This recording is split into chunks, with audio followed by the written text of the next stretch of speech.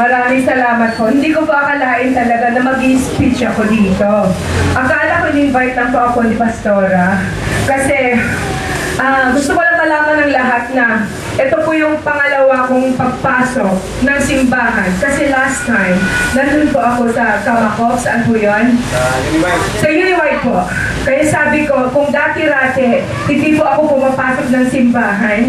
Pero dahil po sa nakita ko, the last time na tinanggap po ako, at nakita ko na totoong mga tao ang mga nasa harapan ko, hindi katulad ng showbiz. So sabi ko, Lord, tuloy-tuloy na to.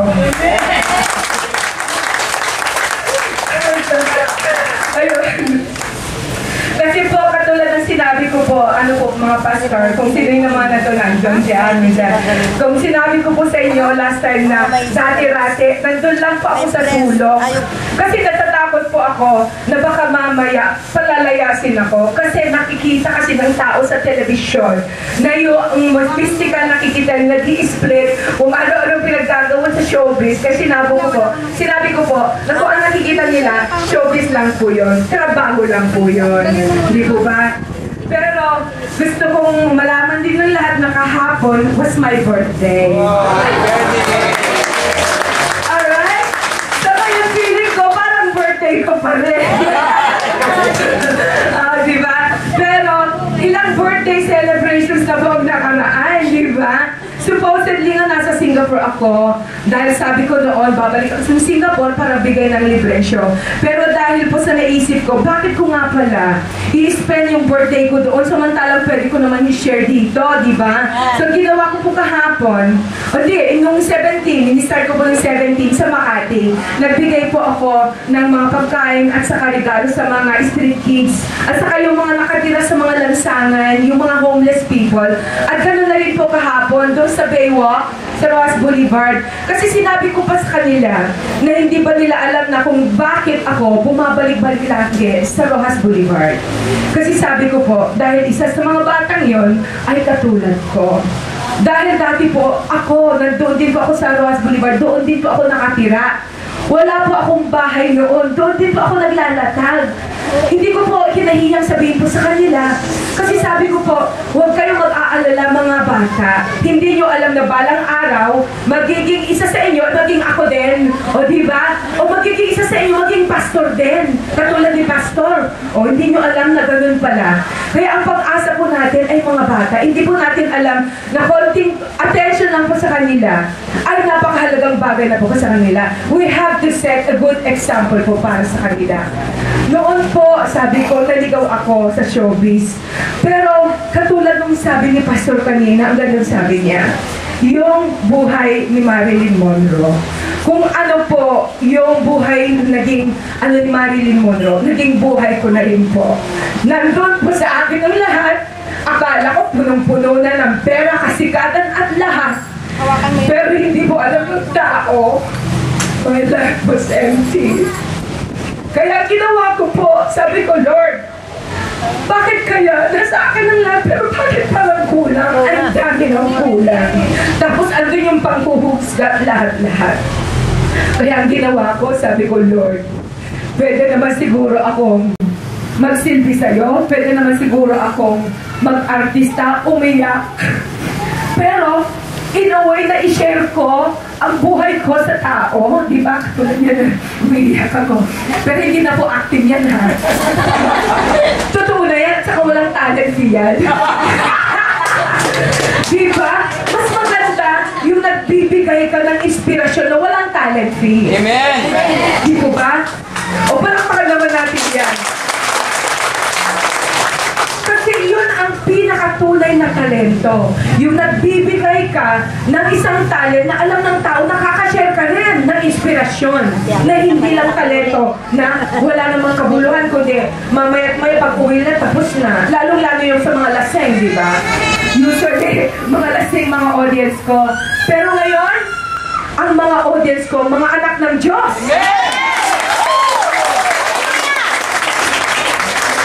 Katulad kanina sabi ni Pastor, yung mga nagse-celebrate, di ba? Kung minsan pa nagse-celebrate sila, pero alam niyong tugtog nila, mga gospel songs. Pero, mga pakitang tao lang mga yon, di ba? Deep in their hearts, wala pala ang Diyos sa kanila. Kaya tamang-tama po talaga yung sinabi ni Pastor kanina na marami ang nagse-celebrate ng Christmas na sinasabi nila na ang Diyos ay nasa kanila, pero the Lord is absent with them. Dahil sabi nila, istorbo. Tama po yun. Ang dami pala ako natututunan dito. Palapakan naman natin si Pastor. Diba? Usually pagpasok ko sa simbahan, inaantok ako. Pero nung sinabi kanina ni Pastor na you have to have the Lord with you all the time. Hindi nagse-celebrate ka tapos wala. So, sabi ko, ouch! Parang napadaplisan ako na. Ganun pala, totoo talaga yun. O, sandali. Kasi kung minsan po, dati-rati kahit pumupasok ako ng simbahan, kahit pinipilit ko talaga, tanggapin ko nung sinasabi ng pastor, hindi po pumapasok.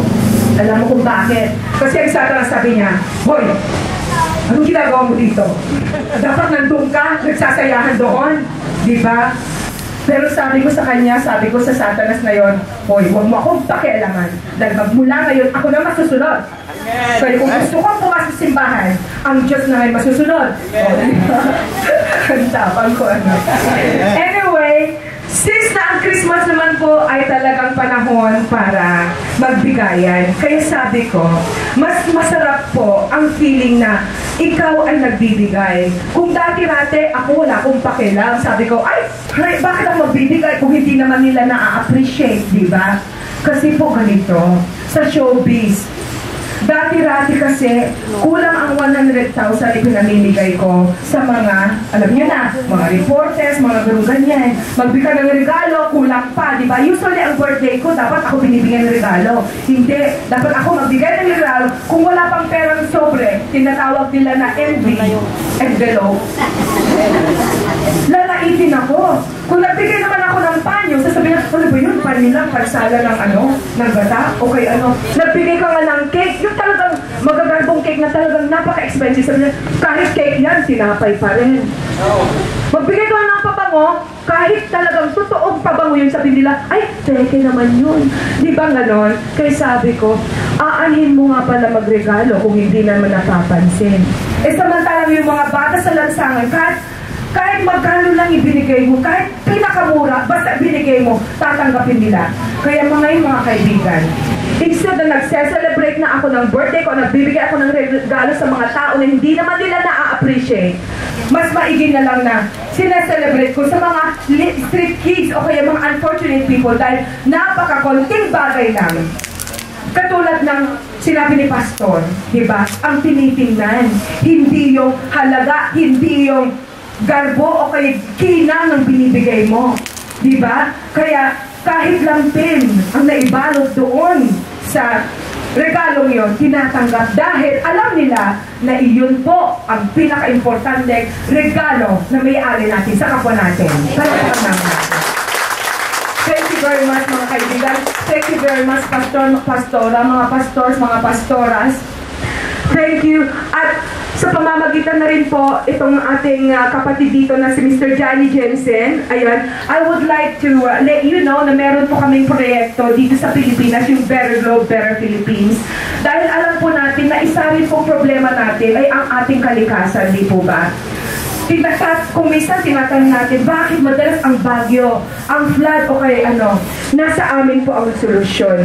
Kaya kung gusto nyo pa pong malaman ibang detalye, alam na po ng ating mga pastors na naki-attend po sa meeting natin doon. Kung interesado po kayo, sila po ang sabi sa inyo kung ano ito at balang araw ay siguro ma-invite nyo rin po ako para i-explain po para sa kanila. Okay? Maraming salamat po and Merry Christmas to all!